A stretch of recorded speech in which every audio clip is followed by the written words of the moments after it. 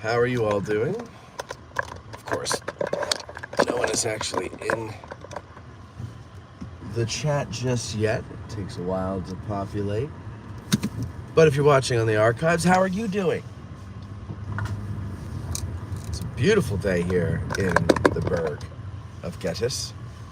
And, well, I thought I'd get out a little extra early and take a little drive with you to look at this nice, fine, beautiful morning.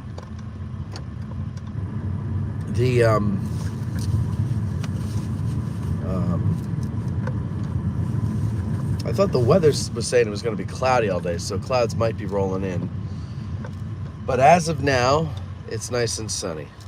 So we're going to go with that. We're going to enjoy it while it lasts.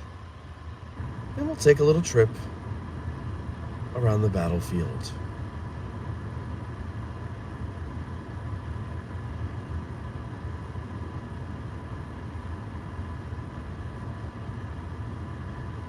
Trying to think if I can show you something new today. What if I showed you, good morning, Chuck. What if I showed you, a lot of people, I've gotten, not a lot, but over the years I've gotten a number of people asking me where the country club was and how to get there. And I know one time I drove by it and it's easy to miss. And so I zipped right by it and then realized I had missed it, and I pointed it out to you. Why don't we go this time and you know, we'll go. I'll pull right into the spot if I don't breeze past it again.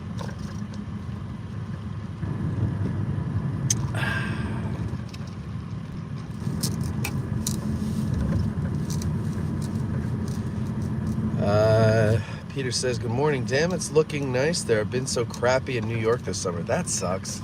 There's nothing worse than a crappy summer because you feel gypped and then you got to wait a whole other year before you can enjoy nice weather. Ugh. I remember, I think it was 2018 is what, yeah, because I just moved back here. And I was working with Getty's bike. And that whole summer was rain. I mean, it rained for days straight. And then we'd get a little bit of a break, but not very long, and then boom, rain again. And you remember these things when you are running a business that is weather dependent. So I certainly recall that summer. It was quite a worrisome summer for a weather dependent business.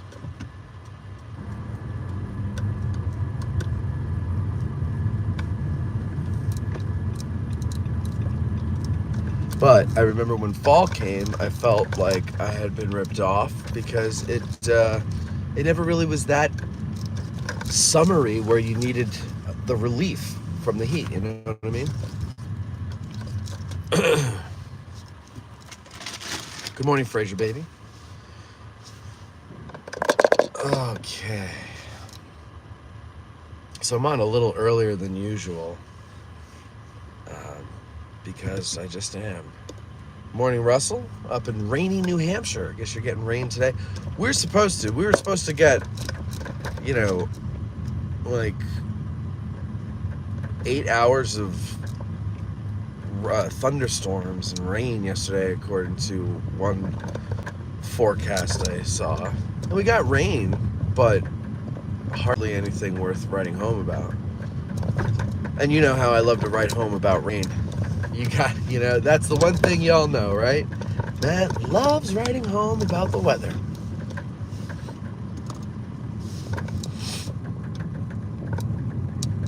Dunlap's on the left here. Good place to get breakfast when you're in town. Sunday mornings, you know, you got the church crowd. But on Saturdays, like if you're here for the weekend, Saturday morning, I mean, there's a little bit of a rush, but it's not like any of the other places further in town. because well, I don't know why, but well, I think it's because most tourists aren't really like residing out here. They're just driving through it to get to the first day, and so they kind of just miss this stuff, which is good if you know about it, because then you can skip the lines elsewhere. Although I gotta tell you, if you haven't tried the cottage creperie yet on Steinway Avenue, you are missing out. I had a friend come into town and his wife wanted to try it for breakfast, and you know, they invited me out to breakfast, and I said, of course, I'd be happy to go. And I did that. I went there, and I can't believe it took me this long to try it. It's delicious. It's the greatest thing in the world. I mean, the one good thing the French did was give us crepes and pockets. I appreciate pockets. Supposedly the French give them to us. And kissing. But other than that, yeah.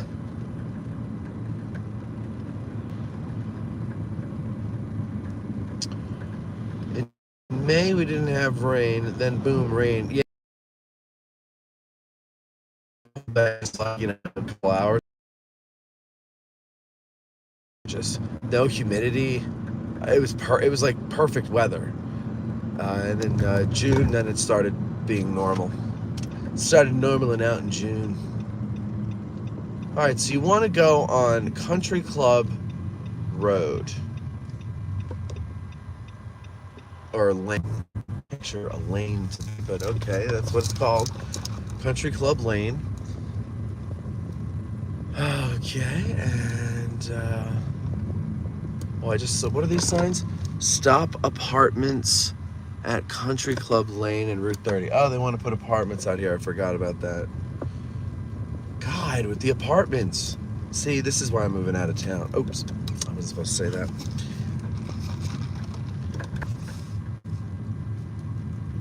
I think I'll go for a walk outside now. The summer sun's calling my name. I hear you now. I was going through my reels on Instagram this morning, and I forgot that I had made a reel with Major, and I played that song on it, and it's amazing how quickly she's growing. She's like the size of a miniature pony now. I'm afraid of what the hell she's going to be. You know, the doctor made it seem like since her mother was 70 pounds and her father was 45 pounds, you know, she'd be, you know, probably somewhere in the middle. But I think what the doctor meant to say was add 70 and 45, and that's the way she's going to be, because she's on track to grow to the size of a pony, which I've always wanted a horse, but I hear dogs are hard to domesticate and ride like horses. So we'll see. All right, so as you're coming along, you just keep going on Country Club Lane, you see this little gravel lot here. You're going to put your signal on. That's the right way to do it. And you're going to park right in front of the welcome sign.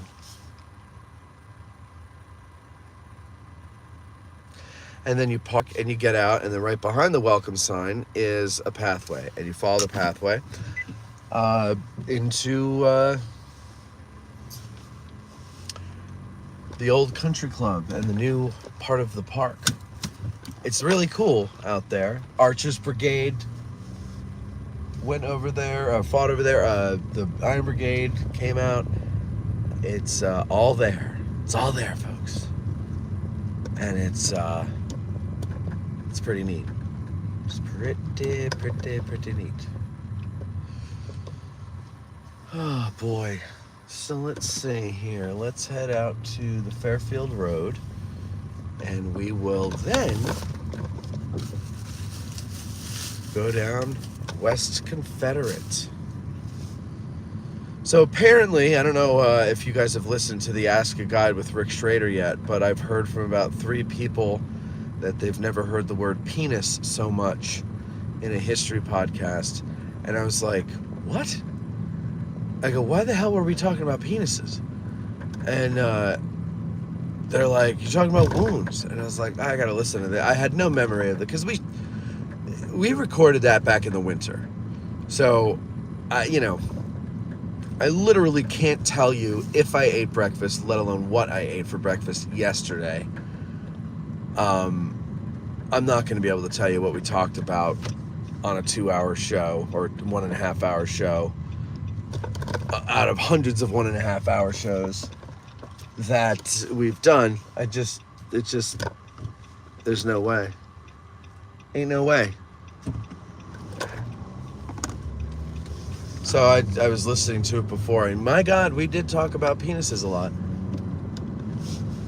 But it was in a purely medical context. We're talking about urethra. We're really talking about bladders and urethras. And the penis was, a consequence of, I don't think that's the word I'm looking for, but the penis was, what's the word I'm looking for? Secondary to that. It wasn't a penis-centric conversation.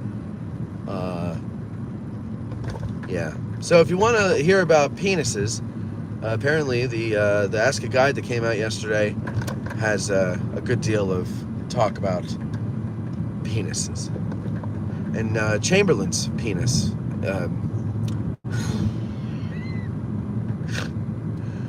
It's a funny word if you say it like more than 8 times in a row. It actually sounds kind of funny. Try it with me now. Penis. I'm actually, that's what I like about forgetting. No, I can't stand listening to myself. Once in a while, I will go back and listen to an episode for the guest.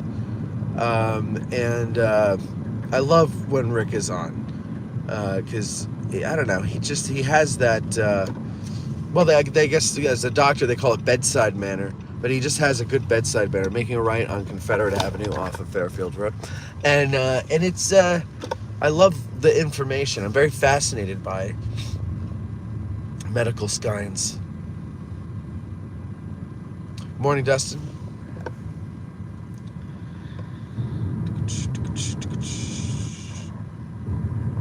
So Russell says, thought Dunlap's was something else now. It is and it isn't.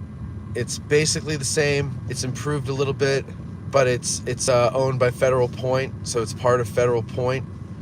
And yeah.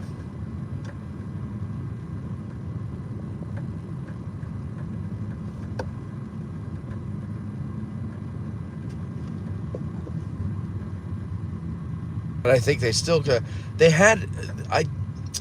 so there's no sign that I noticed out front with a name change, but I know originally it was going to be like General Buford's Kitchen, and then they changed that to the Federal Point Grill, which I think is what it's still technically called, but I'm not sure.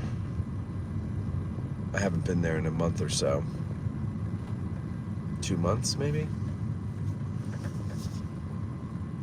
But it's a nice place. I know a couple of the waitresses there, and they're always friendly and nice when you go in. It's a nice place. Good food. The food's good. Can't go wrong with the food. And, except during the church rush and, maybe a super busy tourist weekend. If you have a wait, it's not going to be astronomical like a place in town and all that jazz.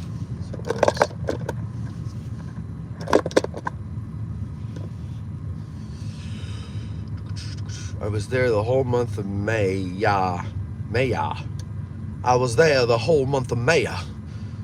Was a fantastic month of weather.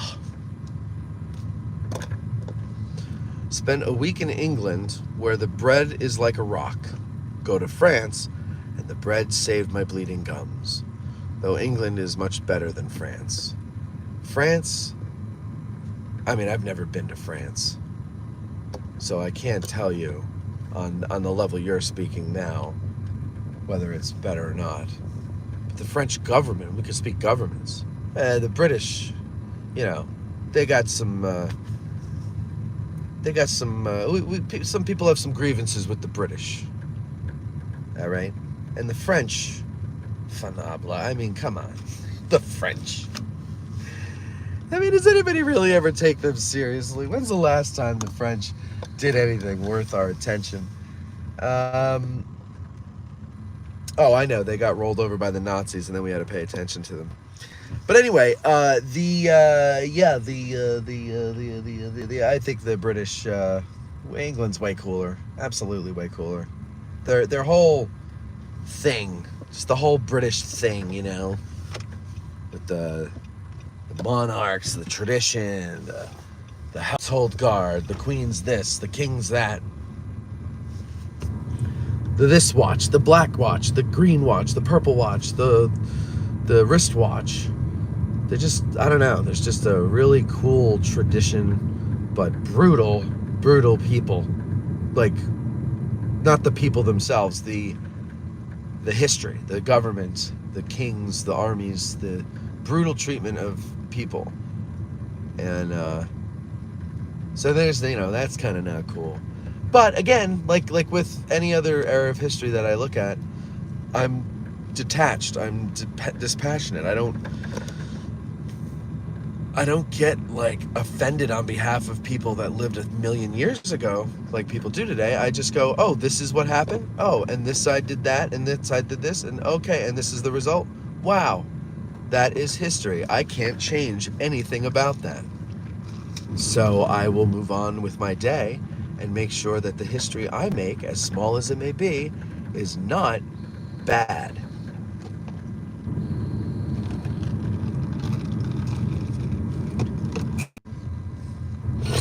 Wait, I don't...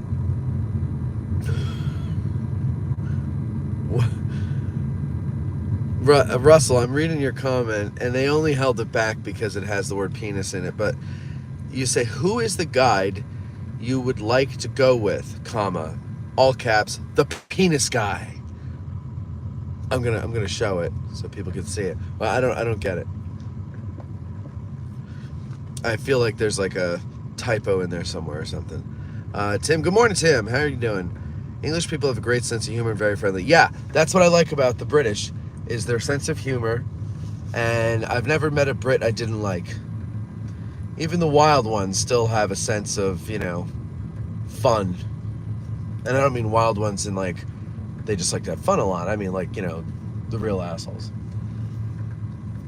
Oh man, it is pretty, you know, I can understand why Tom Canavan was saying the other day that he likes sunrise here at Gettysburg. It is a different feeling, and it's nice. I mean, it's well past sunrise now, but it's still early. It's still that early sun, and the sun is still in the eastern sky.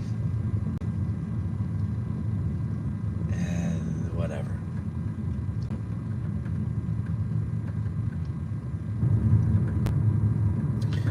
We're down here by the Longstreet Tower. There is some thought amongst people, historians, and some in the Park Service, that it should be renamed to the Warfield Tower since it's on Warfield Ridge. And I find it interesting. It's a curiosity to me. I have no opinion either way at the moment on it. I'm weighing it because there's a bit of an emotion there. There's a feeling of erasing history, right? And I understand when people make that argument when tearing down monuments and stuff. I don't know it actually is erasing history, although it kind of is, because the monuments themselves are historic artifacts. And if you weren't afraid of uncomfortable truths and you wanted your population to be educated, you should use them. Historians and tour guides and whoever should use them as ways to tell stories that give us a fuller picture of our history. So in other words, you know, you want to take a Confederate monument down, well, you could do that, but why not leave it up and have something near it that tells the other side of the story, or tells the story of when the monument was dedicated and what was said during the dedication and what was the purpose of putting it up. Because remember, monuments tell us more about the people putting them up than the people there too. And I guess, you know, to change the name from the Longstreet Tower to the Warfield Tower, even though it is a tower that was erected by the War Department to be able to see the battlefield I would imagine, for the study of the battle. And Longstreet's troops were there, and the only reason we are interested in that ground is because Longstreet's troops were there, not because Warfield lived there. That to me says, okay, it's the Longstreet Tower. It's in context of the battle. It's in context of what brings the public here. But on the other hand, it's technically the Warfield property. And I mean, like, I've been studying this battle since I was in high school. And if I saw a mention of Warfield being a black man, I might have glossed over it or forgotten it or never saw it at all. I don't recall that ever being pointed out to me until sometime within the last 5 years. Now, that doesn't mean it hasn't been publicly said prior to 5 years ago. I wasn't paying attention for about 8 years. And so I don't know what was changing and what was happening and who was saying what in that 8-year hiatus. But it was new to me, and I find that to be interesting. I think, but they've done some work on Warfield's house. I think they have plans to do some paths and other things there. I don't know. But anyway, the renaming is it is okay. So like I said, memorials or monuments or names of places reflect the generation that named them or renamed them's sentiments and attitudes towards something. And so maybe this generation of historians finds it more important that it be named after the man who owned the property because he was black than to name it after the general and whose headquarters was 800 yards down the road. It's an interesting discussion to have because other generations have done that before with things. I mean, there's towns. There are a few towns just north of here that have a name now that was not the name during the battle. Biglerville is one of them. And so we've known it as Biglerville because that's what its name is now. So, I don't know. Is it that big of a deal if we rename it Warfield Tower? I mean, I don't think it's going to happen. I think it'll be... Well, I think that'll have a better chance of happening than Lower Culp's Hill being renamed Spangler's Hill. And then you can get into, well, what are the reasons for that? Like, it's the same argument. Spangler owned Lower Culp's Hill, just like Warfield owned the area there. So what's the difference? Why not do both? I don't know.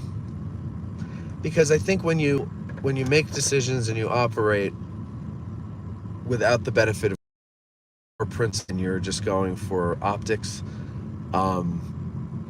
it's easy to not be consistent if people were given truth serum. All right. Good morning, Eric. Us Scottish don't like being called British. We're Scottish. I wouldn't like being called British either if I were you. Even the way they treated you. And Irish too. I remember my grandfather, who was born here, first generation, but his parents made sure to let him know before he could speak English that the British were a bunch of bastards. And I don't disagree. But I don't know, I've always kind of been in awe of power. Probably because I will never have it. It kind of fascinates me how people get it. Like, first of all, how do you, like, I don't know, that hunger, that, like, I don't know. It's just a fascinating thing. It's a curiosity to me, but it's not an endorsement of things, you know? That's another thing people have a problem with now, is like if you acknowledge something, you're endorsing it. It's like, well, there's a huge difference between acknowledging and endorsing. Whoop, whoop, and good morning, says the Cherry Pie Show. Civil War enthusiast and freelance reenactress here. Freelance reenactress. What is that? Good morning to you, by the way, and welcome. I've never seen your name before, so I take it you're new. Bienvenidos a the Cherry Pie Show. Put a smile on your face, 10 miles wide. Peter, I'm still not sure about the Longstreet Monument. The proportions throw me off and looks cartoonish. Yeah. You know how I know you're right? It's featured in the Family Guy when when Stewie and Brian come to Gettysburg. They walk past all these monuments that are not anywhere near each other in real life, but they took the iconic monuments and cartoonized them. And the Longstreet Monument doesn't look cartoonized. It looks like the Longstreet Monument. But I like it, though. I still like it. I think it's an interesting piece of art.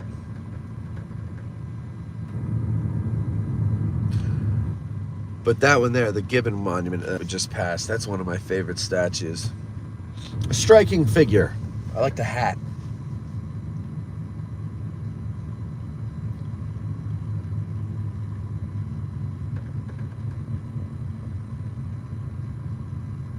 All these Dutch named towns in New York should be renamed because no one can pronounce them.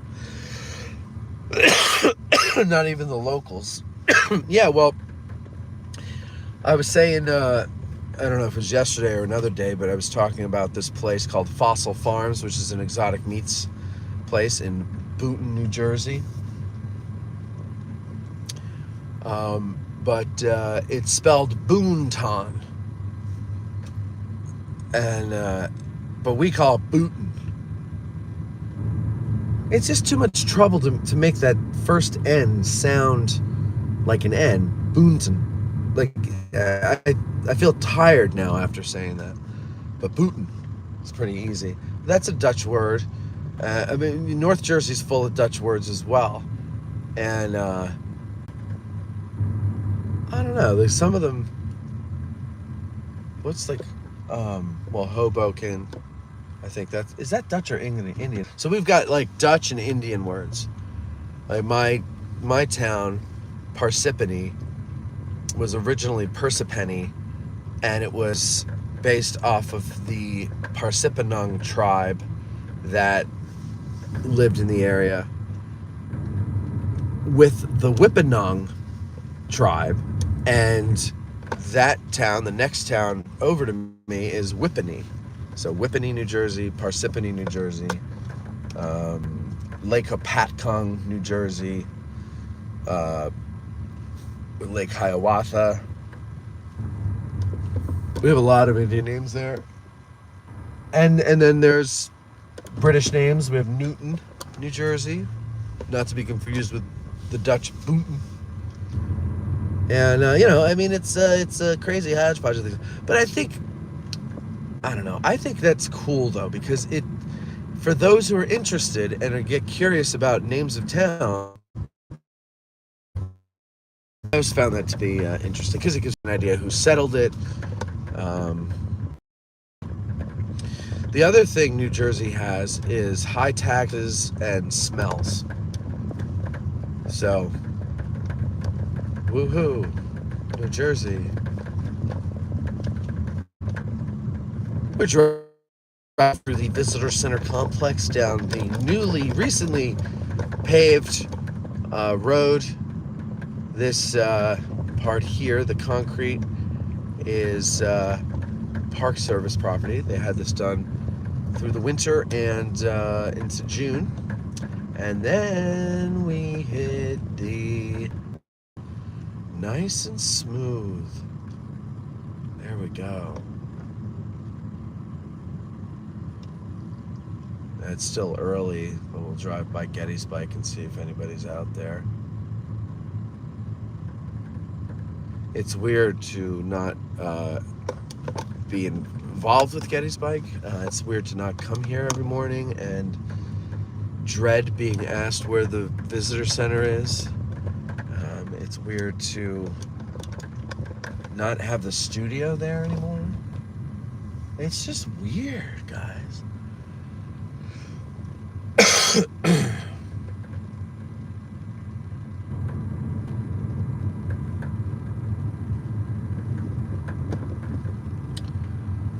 Alrighty, so nobody's there because it's Tuesday, I guess. I don't know. See, I don't know their hours anymore. I just don't know, and it's wonderful. Wade Wood, morning. Trevor Gooch says, Matt, enjoy AJ, but I hate you. I hate your voice. I hate your humor. In spite of you, I listen incessantly. Well, thank you, Trevor. No, he says, Matt, enjoy AG. I visited Gettysburg for the first time this summer. Your shows helped me tremendously. Down here in the South, they are removing Confederate statues. Sad. Yeah, the South is, for all the bluster over the years, the South will rise again. You really blew your chance to defend yourself. Yeah, that's, well, hey, you allowed yourselves to be cowed. Look, I thank you for enjoying the show. And I'm glad that you are from the South and you admit that you listen to the show. And clearly, when we make fun of or make jokes at the expense of the South, you realize that we're not making fun of Confederate. If the South was able to succeed in secession, because we would look like South America or Africa with a bunch of small countries all in this one landmass. And so instead of 50 states, we'd have a couple. Who knows? I don't know. But the point is, yeah, I must mock our enemies. And I don't care who is living today who had an ancestor who fought with our enemies. I don't have anything against you. And frankly, I don't have anything against your ancestor, because I think most people who go and serve and are not the policymakers, so I'm talking like junior officers and grunts and non-commissioned officers, they think they're doing something good. They think they're doing something for their country, for their family, for their people. And unfortunately, they, like the rest of the population, get very clever people up at the top echelons of society. And so I don't have anything against the individual soldier who fought for a stupid cause. I have something against the people who forced the individual soldier into a war. It's the policymakers who are the problem. What part of the South are you from? Provided you haven't left in disgust after what I just said. Oh, let me pull over here.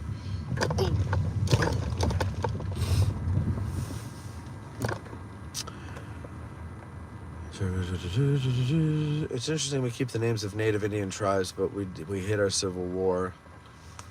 I think it is. I think it is an interesting thing that we have a lot of things that are named after the people we conquered. Usually, it's the other way around. You conquer a people and rename all their stuff into yours, into your culture, whatever, word in your culture. But we vanquish a people and we go, well, the Dakota were here, so we'll call it Dakota territory. Well, they are here, we'll call it Dakota territory. And then when it becomes a state, we'll call it North Dakota and South Dakota. And it's like, well, that's interesting. Usually if you hate people so much that you want to wipe them off the face of the earth, you don't name things after them. It is a strange thing. Cherry Pie Show says, I come to Gettysburg from Ephrata to drop into town, soak up new historical information, and enjoy slipping into my Victorian garb for walks. I've been hooked by the American Civil War since a child. Me too. Jack Straw says, Matt sounds like Tom Segura. You're the second person that has told me that in the last 7 months. And I don't know who he is. I mean, I know who he is, but I don't know him enough to know what everybody, the similarities you and this other person see. I mean, genius, yes. Okay, I get that. Clever, brilliant, yeah.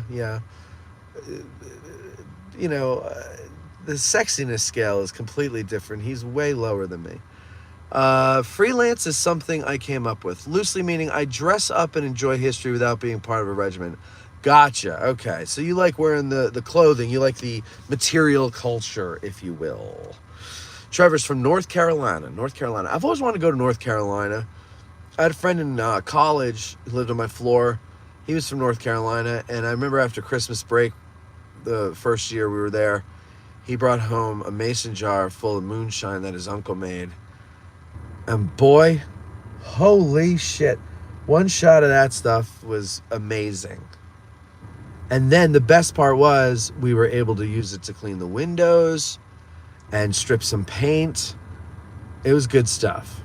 But I've yet to go down there, and I'd like to someday. Good morning, Jeremy. Trevor says, Civil War, rich man war, poor man's fight. Yeah, and that's the way they all are, though. Maybe you can make the exception in World War II to that rule. But, like, if you really think about it, it's a bunch of rich and powerful people squabbling over some kind of something that they want, and then they've got to come up with a way to convince the masses to volunteer and want to go kill each other. It's insane. It's really nuts. And that's why I feel bad for people that thought that out of like a true sense of love of country and service, but in my mind, they're being misused. And it's not an insult to them. It's an insult to the assholes who are misusing them, who shouldn't do a job and help us and protect us, and they just F us and kill our sons and daughters. It's wrong. It's wrong. And I'd say this as a guy who used to be all like, let's go get them. But that was when I was young and stupid.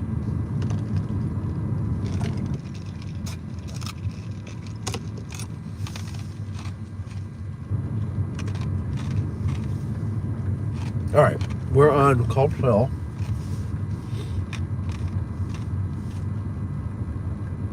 This is Upper Culp's Hill. Or, if you're going by who owned the property, this is Culp's Hill. And we, before coming up here, had to descend Lower Culp's Hill, or if you're going by who owned it, Spangler's Hill. All right, I think, folks, if those of us who have heard the great words of Timothy Smith make the case that this should be called, or the other Lower Culp's Hill should be called Spangler's Hill, or Spangler Hill, whatever. I think if you, the lovely, loyal listeners, when you come to Gettysburg, just refer to it as Spangler's Hill, as if it's always been referred to it as Spangler's Hill, I think then that you will find, or not you will find, but I think that will send the message that the people have decided that it's Spangler's Hill. Let us not dishonor the memory of Mr. Spangler, who so kindly offered his property to the Union Army.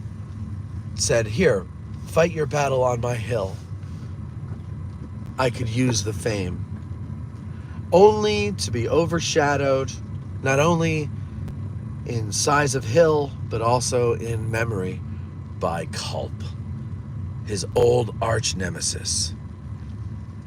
Ever since secondary school, when Culp stole his favorite gal, Spangler has hated Culp.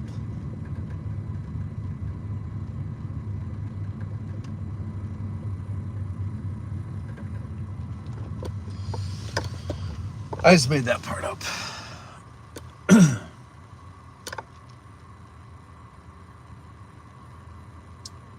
Jesus, this dump truck is gonna... Okay, good.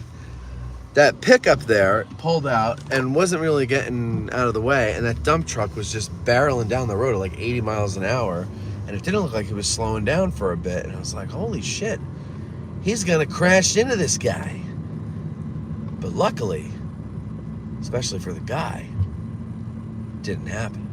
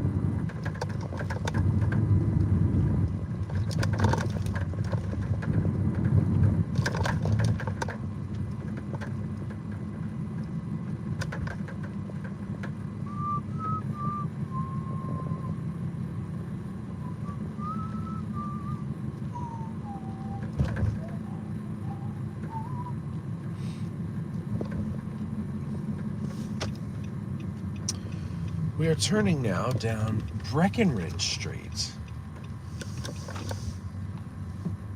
This is where Jenny Wade lived at the time of the battle. Her residence. I just passed it, I think. No, it's right here. Oh, well, you can't see. It's on the other side of the road from where the camera's pointing. But she lived here and did not live in the Jenny Wade house. That's where she died. That was her sister's house. Her sister was renting the house. And Jenny was down there doing what Jenny did best, which was bake bread. She's like, yeah, there's a battle going on. Oh, I'm gonna go bake bread at my sister's house. See you later, Mom. And then Mom's like, no, I'll come with you, Jen. And then, oh no, the battle made its way down here and we're stuck in the middle of it. And then Jenny said, well, I don't know why I came here tonight. I have the feeling that something ain't right. And I forget the rest of the words. All right, let's see. What's everybody saying here? Morning. I just watched a Facebook video of Tom Hardy at Ren Fair, and they kitted him up for full medieval combat. He took an axe to the gut, but made it to the end of the round. Tom Hardy, the actor?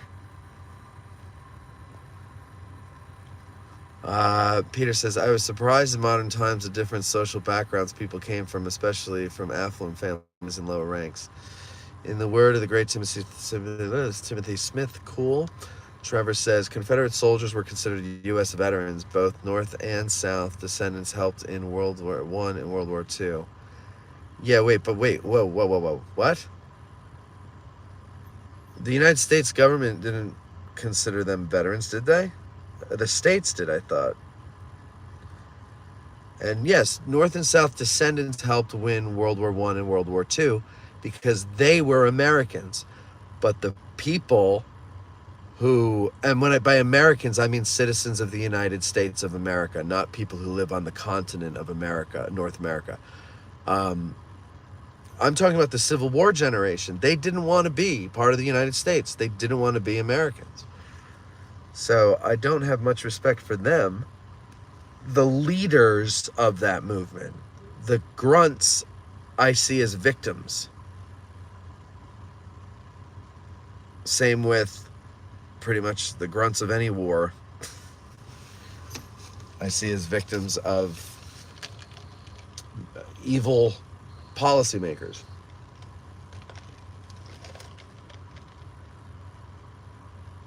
Jenny was definitely stuck in the middle. She certainly was. Civilians do weird crap in war.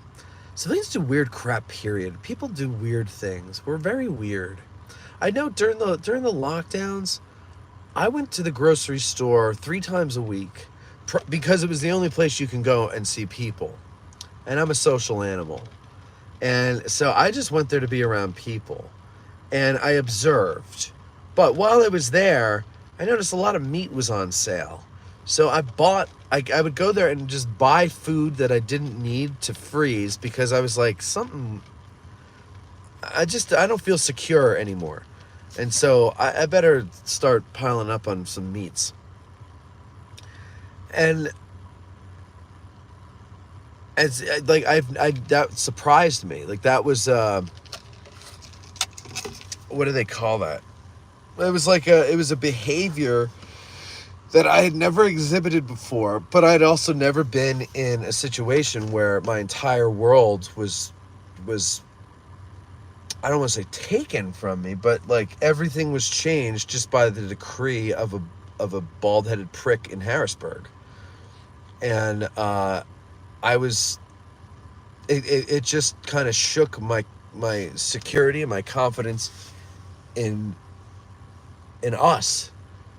And so I was like, wait a second, I'm doing like what do they call it? Like a traumatic or a trauma. Oh, I forget the term. But it's, a behavior that you do that is born out of some kind of maybe a trauma or a stress. You may not normally do it. I don't normally buy that much meat. But anyway, people do weird things. We all do weird things. And we don't know what we're going to do until we're confronted with the situation. Like, I think about those people. That's the stories coming out of Maui. It's just so horrible. There's like I think I heard that there's like 1,000 missing, but they've only have like just shy of 100 confirmed dead. And they're thinking that a lot of those people that are missing went in the water to escape the flames and they're like, we're never going to see them again. Which I find hard to believe with all the boating activity that goes around there. Like, they're going to have to see something. But, yeah, I just think, like, God, what would I do if I just woke up and saw the whole town of Gettysburg was on fire? Like, where would I go? What would I have no idea. You don't know until you're in that situation. And then I think we become animals. Like, we just do things instinctively. It's very few that can keep a cool head. I hope I would be one of them, but I don't know that.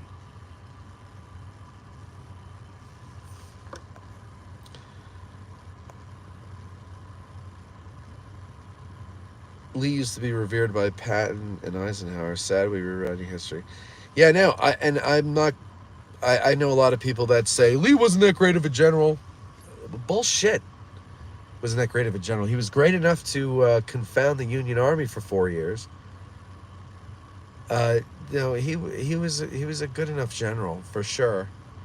I think people have to. There's this period now that we're shitting on Robert E. Lee as if he was the top of the pyramid for the Confederacy, and he wasn't. He didn't start the war. He didn't make the policy of the government. He had an influence on some, maybe, I don't know, but he was a general. He was a brick in the wall. Maybe a bigger brick than most. But that just goes to show the ignorance of the general public, that to them Robert E. Lee is it's like how Custer got a bad rap, as if he was the one who made Indian policy. Like, Jim Hessler gave a talk a while ago about Custer, and he said lieutenant colonels do not make Indian policy. And, but because there's a certain sect of our political class that wants people to hate their country, and in order to do that, you have to shit on their heroes. And they know, well, most people don't know that a lieutenant colonel doesn't make Indian policy. So if we just make we make it look like that Custer's just riding around the plains on his own, indiscriminately killing Indians, then, we could tarnish his reputation as a hero, and people will be ashamed to like him. And they do it with all of our heroes. And, but our heroes are human beings, and human beings are imperfect. So yeah, they're doing it with Lee now, and it's an overcorrection, but we'll get there. It'll balance out. I mean, it'll balance out unless some law is passed that you're not allowed to talk about Robert E. Lee. The Lost Battalion in World War I were cowboys and gangsters, according to the Germans that fought them. Talk about social and cultural differences. Yeah, I know. That's a good movie. Have you ever seen that with Ricky Schroeder? Oh, I guess he's Rick Schroeder at that point. Peter said, in Iraq, I never understood why people would come up to us when we were in an aggressive stance. When shit is about to go down, I know better to get out of Dodge. I think people think that they're observers. Like, I think people, now this probably doesn't apply in Iraq, I don't know. But here, I think people have observed so many horrible things on a phone that they don't realize that when they actually observe them with their eyes, they're not passive observers on the other end of a phone. They're actually witnessing something, and they're part of something. So they would do things because they don't think that they're actually a part of the situation. And so they might go up to someone, a cop, let's say, who's in an aggressive stance with a drawn gun, because they don't think that they're part of the situation, even though they're now injecting themselves or inserting themselves into the situation. So we're so weird. We do a lot of things that are not in our best interest. Who voted for John Fetterman? Mental cases. Eric Houston, only when talking about the Civil War do we spend so much time talking about how great the losers were. Eric, that's such a great point. Veronica and Jen Murray and I were having a text back and forth because Jen was in Paducah, Kentucky, and she sent a picture of a monument and to Confederate soldiers that said something like, Paducah, Kentucky, celebrating losers since 1865 or something like that. And Veronica pointed out, she goes, yeah, and I'll bet you a lot of the people there have never liked participation awards. And I was like, God, you're right. Like, they would tend to be more conservative. Conservatives tend to hate the idea of participation awards, which, by the way, they're right on that. I think now if you look at people 35 and under, you know why people were against participation awards. By the way, even when I was a kid, I knew participation awards were stupid. Anyway, that's what it is. All these Confederate monuments are participation awards. You lost. It's a war. There is no it's you win, you lose. You lose, there are consequences. And for some reason in the United States of America, the consequence for the loser South was you get to put up monuments to your heroes and never let the war sentiments truly die off. Man, it pays to lose in the United States, doesn't it? Peter Zach, fire can be freaky when it sucks the oxygen at a distance. Oh, I bet. Oh, I can't imagine. Like, can you imagine just the film, the video that I've seen of that is just, I don't even know what to compare it to. I mean, obviously, I haven't seen anything like that in my entire life. I've seen things like that in disaster movies and some, and that's what it was. It was obviously a disaster, but like, it was just so. And then, imagine you're one of the people that get out into the ocean, and you're floating there, just watching this happen. And your whole life, by the way, everybody's whole life, if they lived, is gone. Their home is gone, their business is gone, their car is gone, their clothes are gone, all their papers are gone. Everything is gone. That place looked like it looked like Berlin at the end of the war, or Richmond at the end of the war. Like, it's just the saddest thing I've ever seen in my life. It's amazing. And then, of course, you hear all these conspiracy theorists. How do they come up with these things so fast? There really is a formula to it. It's a cottage industry, conspiracy theories, and And the funny thing is, a lot of it might actually be sniffing around in the right area. Like, they're not particularly right, but they're right to think that something else is going on. I think our government has proven that to be true time and again, if you look at history. But they're fucking crazy. And like, they come up with them so quickly. When there's a shooting that makes the news, like, these conspiracy people within a week, sometimes within a day, they're like, oh, look at this video and look at that, and then listen to this 911 call, and listen, but there's blah blah blah. It's insane, man. It's insane.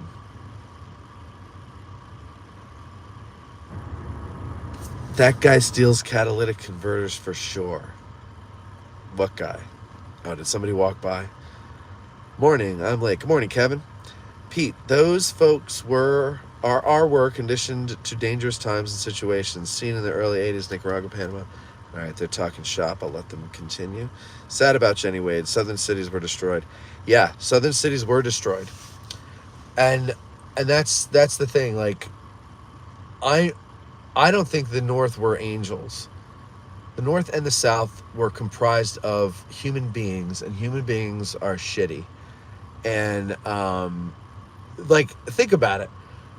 I'm gonna give the South a little bit of credit here. Not credit, but I'm gonna sympathy.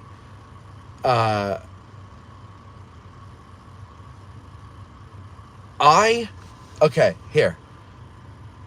You have a woman. She's battered, or she perceives that she has been battered, or she feels in some way or another abused or mistreated or not loved or not understood or not respected, whatever the case may be.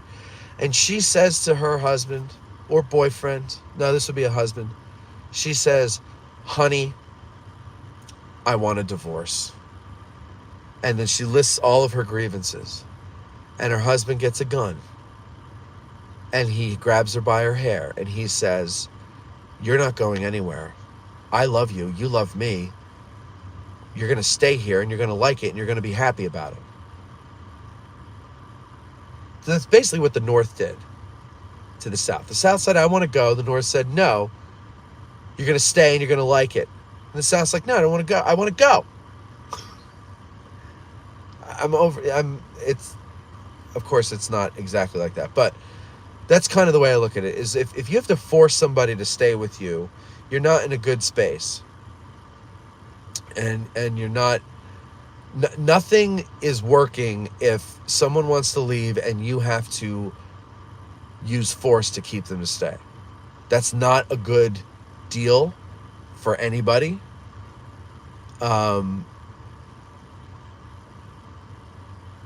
So yeah, I kind of get that.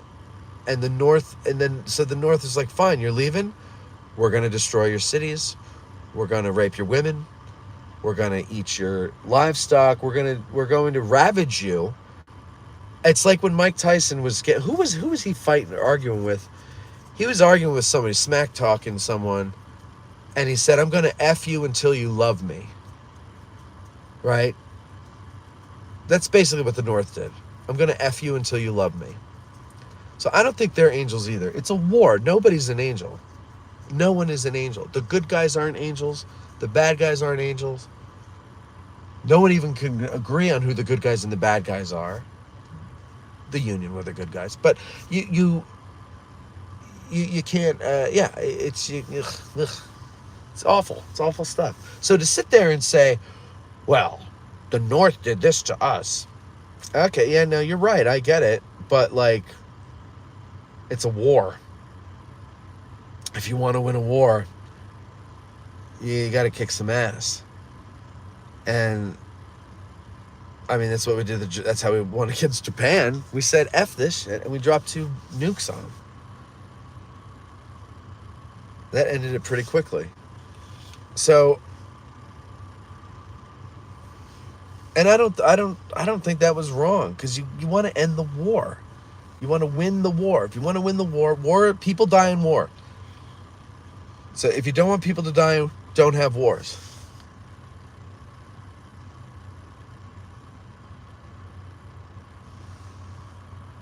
Peter and Jumpmaster, were you airborne? Thank you for your service. Because of you and all others who served, we don't see that stuff in our country. Not yet, Kevin. Gettysburg, lucky that the South did not burn it down. Yeah, it is. Well, Lee had an order, and you know, this was smart, I think, on Lee's part, was, you know, he wanted to juxtapose the Army of Northern Virginia with the Potomac Army that had been mistreating the Southern people. Clearly, that didn't do anything to help them win the war. But, you know, we were talking about this the other day. The reported instances of rape. Are you allowed to say that? I think they call it grape. You have to say grape on YouTube instead of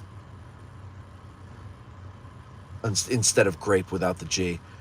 But the instances of that up here in this area, or the area where the Confederates were pretty low. And that's just what was reported, by the way. Vandalism, pretty low. Murder, iffy. Not anything like on the scale of the Union Army down south. And so, and you know, the locals were very much afraid that they were going to be shelled, because they knew what the Union Army was doing down south. And so they thought, oh God, now it's going to come to us. But I think that was smart on Lee's part, because at least he could, you know, preserve a good reputation for him and his men. I'm sure that helped with the Lost Cause mythology. Hey Babber, how are you doing? Washington gets so much praise, yet wasn't that great of a general when you look at the record. Yeah, I've heard people say that, but do you have to be a great tactician on a battlefield, or, you know, to be a great general? Like, what did he do? He really kind of just waited out the British, right? He just made them get tired of it. Like I'm oversimplifying that too, and I'm not a Revolutionary War guy, but from what I understand, is it wasn't that he was like, I don't think he ever won on a battlefield against them, but he just bled them out. He waited them out. It's pretty smart. Won the war. Helped to win the war. Can't thank our service people enough, in my opinion. By the way, I'm Vietnam vintage. Back then, a lot of people didn't want to serve, and there weren't many. Congrats to those who did. Yes, well, I thank you for your service. Who's this? This might be my guest. I thank you for your service, sir. I thank you all for your service. And on behalf of the other non-serving people who foolishly voted for people who sent you into places you shouldn't have been in the first place, I apologize. Without Lee, the South could have kept fighting like in Afghanistan. Yeah, and is that what you wanted? Like, would you like that to be continued today? Don't you enjoy the life that you have now? I don't know why. I don't know, like, I don't know what it is that some people can't let go of as far as the South winning. Why do you want to own people? Not you, Trevor. I'm not talking to you directly. But, like, I don't understand the whole thing. Like, I'm kind of ashamed that we lost Vietnam. That we didn't go balls to the wall and just make it quick and end it, and, you know, like, learn the lessons of World War II. But, you know, I'm ashamed that we gave up in Iraq. I'm ashamed that we gave up in Afghanistan. It's embarrassing. Do I wish we won? Yeah. But I you know, do I go, man, if only this had happened, then we would. No, because it didn't happen. So why am I going to waste my time and energy lamenting the loss of wars that, you know, like, one that predates my existence, and two that really need to be doing in the first place. All right, I think that is my guest that just pulled in over there, because somebody just called. So I got to get going here, guys. But I'm sorry, there's a lot more there's a lot more that you guys are talking about here. Yeah, Trevor, naming the U.S. forts after Confederate generals was to bring us together. Correct. But we're together now, so we don't need to keep them. Because now, the way people look at them is that they are named after traitors, people who wanted to destroy the United States. So why would we memorialize them? All right, I have to get going. My guest is here. I will see you guys later.